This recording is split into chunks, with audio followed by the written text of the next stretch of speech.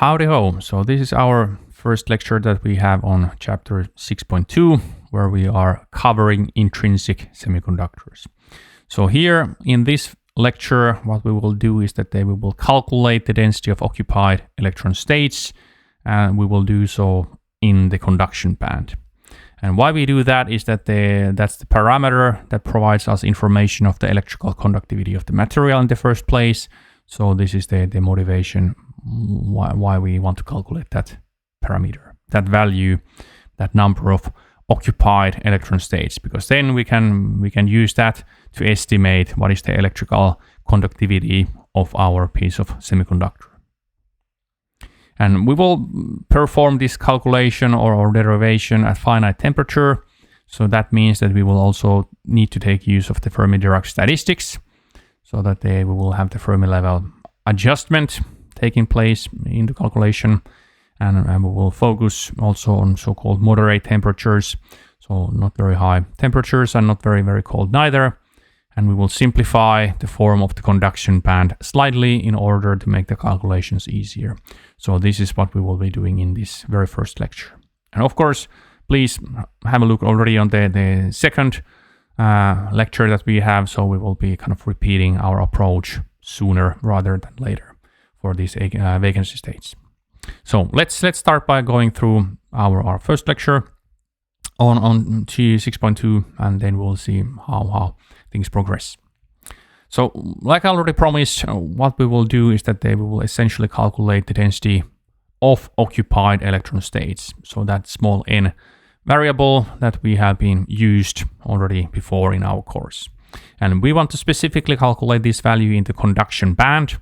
So essentially, and then if we would know the value of n, we would know how many electrons we would have in the conduction band where they can really conduct electricity, so they can move around in the crystalline lattice of the semiconductor and then really give rise to a macroscopic electrical conductivity. And here, what we are interested in, we are of course interested in the conduction band. So then we must also take use of some kind of notation for the energy at the edge of the conduction band. So at the kind of smallest value of energy out of which the conduction band starts rising. So this energy we label as EC, and then the associated density of states, the electronic density of states, we label that as a GE, E as in an electron. And at finite temperatures we are dealing with, so temperature T is not zero and it's not infinite neither. And when we are dealing in a thermal equilibrium, and this is usually the case we are dealing with, so we are not interested in some kind of transient properties of the material, but we are rather interested in the kind of equilibrium properties, so that the temperature, for example, does not vary, and in a way it's a stable situation. And in this case, we must take into account the Fermi-Dirac statistics of electron states, and this would be then used with the density of states to estimate what is the n. So we can really write the density simply as a form of an integral. So we have the n, the density of occupied electron states in the conduction band. We normalize, so we have 1 over v. So this also depends on the kind of how many states we have in the general, in the volume V of the material. We consider a cubic volume here, and then we must integrate from the smallest energy value EC at the conduction band all the way to infinity in principle. And then what we integrate over with in the integrand, we have the density of states, the electron states, and then we multiply that with the Fermi-Dirac statistical distribution. And then we calculate the integral out of these integrands over the energy range. So here we are considering just a cubic volume of a material where has a side length of L. So this is our integral we want to calculate, and now we start looking into the kind of properties the functional forms of the density of state, G, and then of course the Fermi-Dirac statistic distribution. But those, of course, we know already. So we just place these into our integral and perform the integral.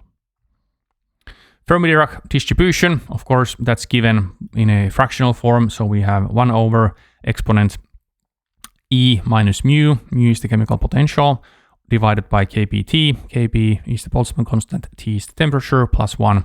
So since we're dealing with electrons, they are fermionic particles, we must take use of the Fermi-Dirac distribution, and this is then the functional form of that statistical distribution. So here, mu is the chemical potential, so essentially our Fermi level, but now let's generalize our discussion a bit. So there might be also other properties that would shift the Fermi level. So because of this, I believe it's better to call it as a chemical potential than just the Fermi level. And Kb is our Boltzmann constant.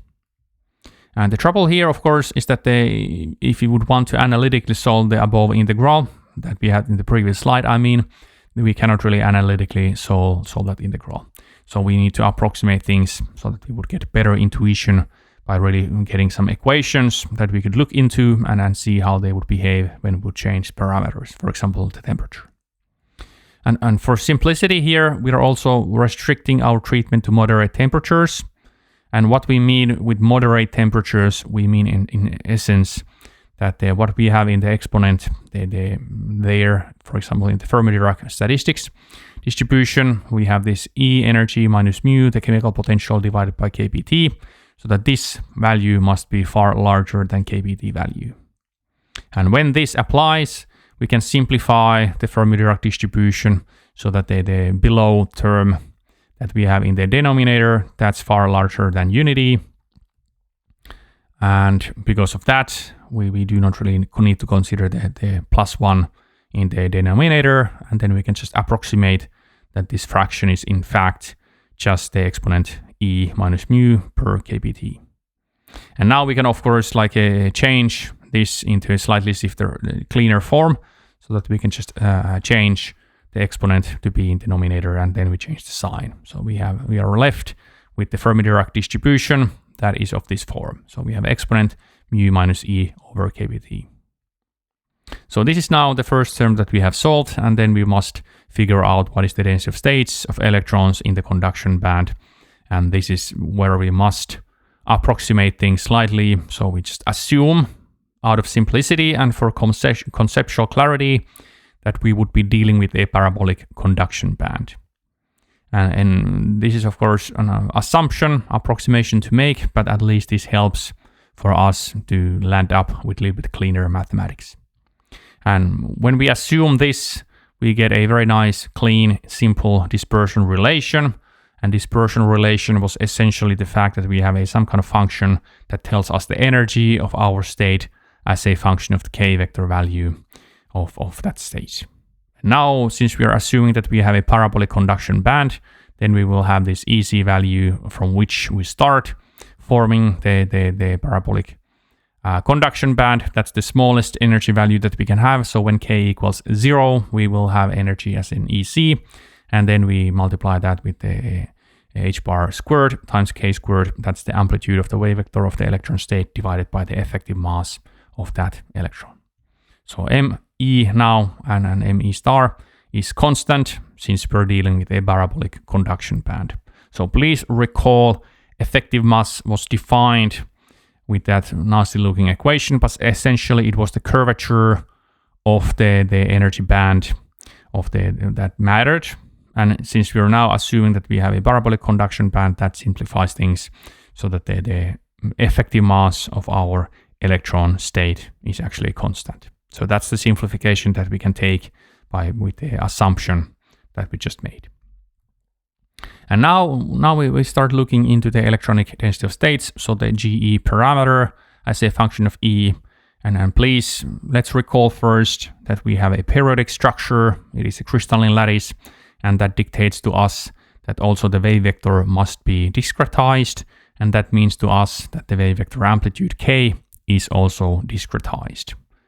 So we have probably calculated in the homework example already that how this discretization manifests itself in a 1D or 2D case.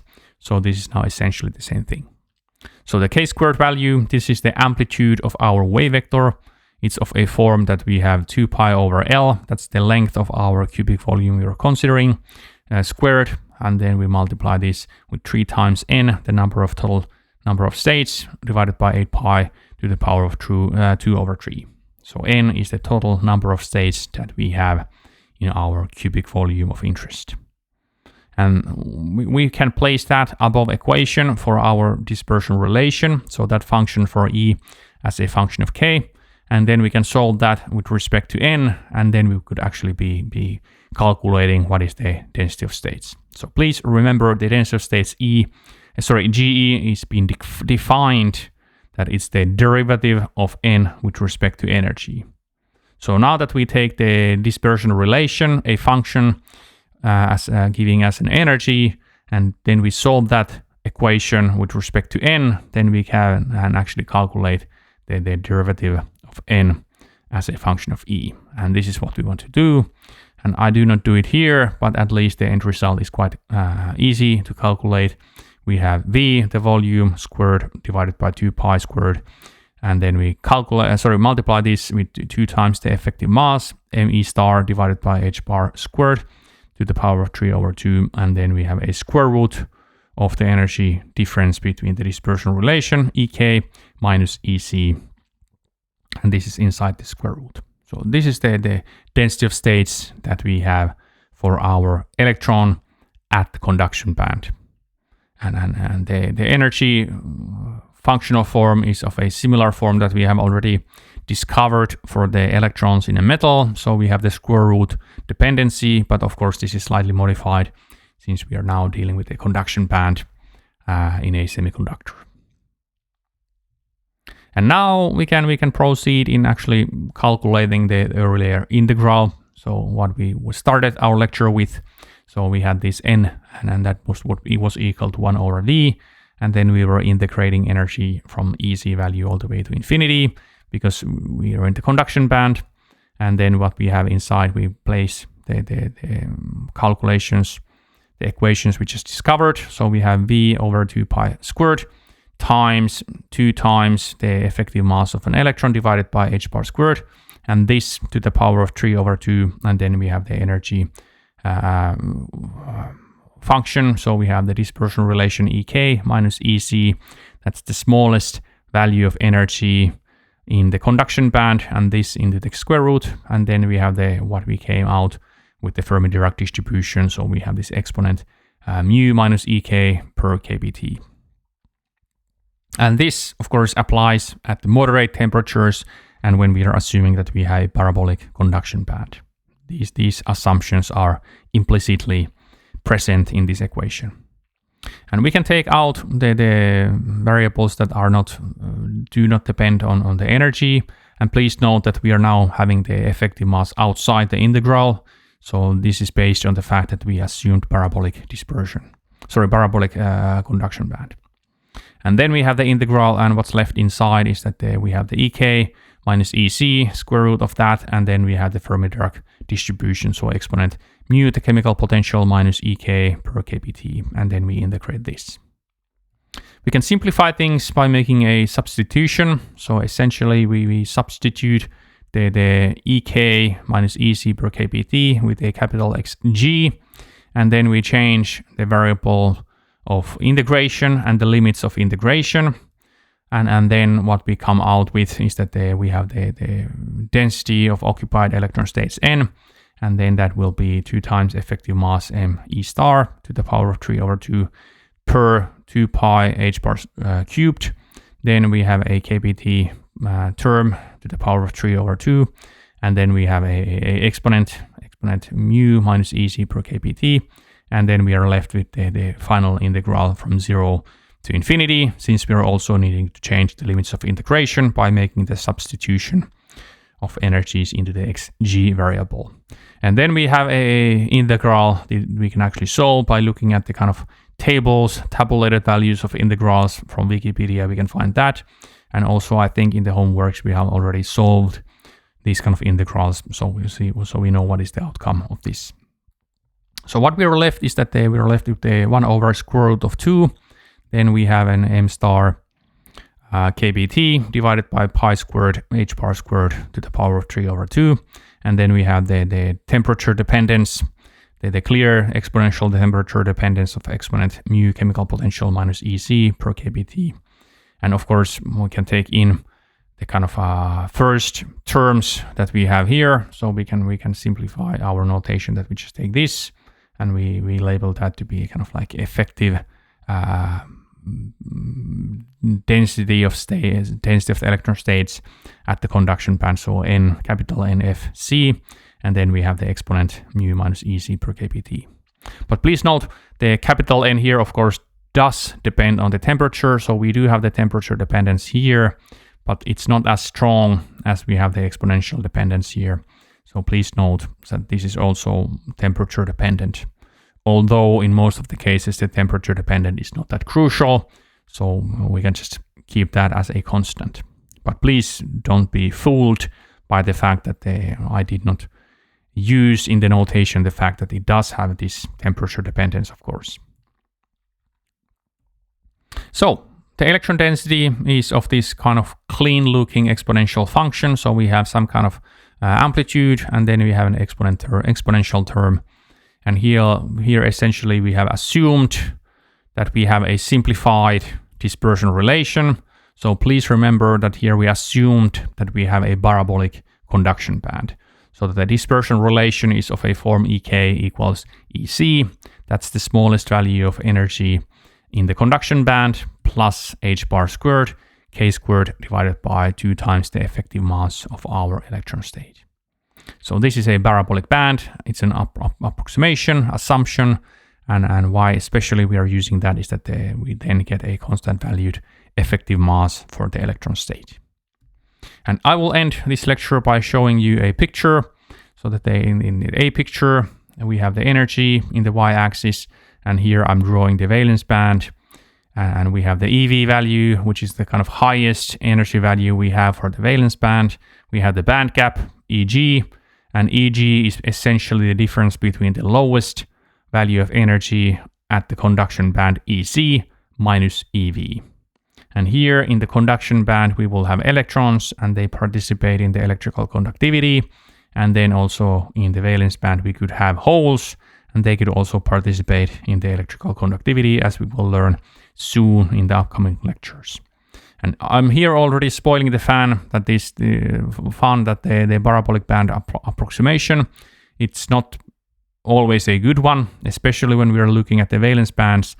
Many times in the calculation, if we would want to improve the accuracy of our calculations, we should in fact take use of the kind of known fact that the valence band is not actually parabolic, but rather it has a more complicated three-dimensional shape. And subsequently, we will have 2 different kinds of holes, so electron vacancy states in the valence band. So we can have so-called heavy holes and we can have light holes.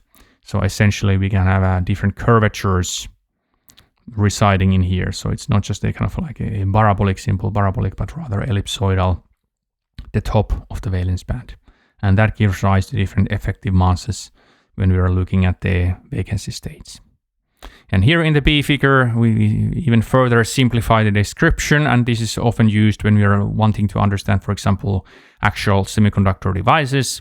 So we just draw the valence band, this part here, and we do not even try to draw the curvatures. We just draw things where we can put in vacancy states, so holes into the valence band, and then we have the conduction band into which we can put electron states. And then we can draw arrows by, for example, noting up that by thermal excitation, we are lifting an electron into the conduction band, or vice versa. An electron in the conduction band can relax into a hole and the valence band. So these are the different ways of describing what we have just discovered. And essentially, the N parameter tells us how many electrons we have now in the conduction band. And that's a really important parameter for us because that gives us tools to actually calculate what would be the electrical conductivity of our piece of semiconductor. So this is now the end of my lecture. I hope everything was crystal clear, and we will soon repeat the same kind of calculation, but now for the valence band and the holes residing in here in the valence band. So I thank you for your time, and please have a good one. Thanks and bye-bye.